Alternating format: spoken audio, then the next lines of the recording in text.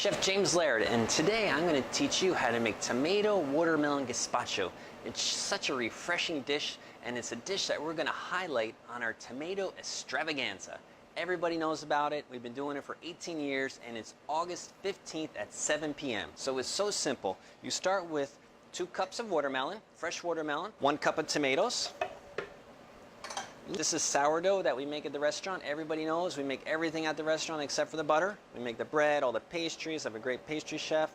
So a little bit of bread, gluten-free, we can make without bread. Little bit of sherry vinegar, okay? Just a little bit of that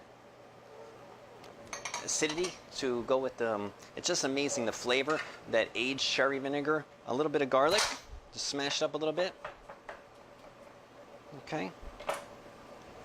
Garlic, and definitely sea salt. Everybody knows I love this fine French sea salt from France.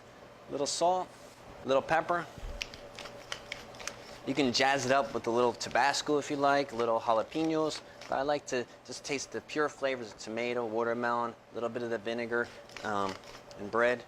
And literally, everybody knows we chill it, so nice and cold. Start it on low. As you see, blend it for quickly. You don't want to create too much air in there, because then it's going to lose that red color of the gazpacho. So this can be made a day before. It's really wow. And the salt is, you don't need as much salt as you think. So we just you can chill it or just pour it right into a bowl.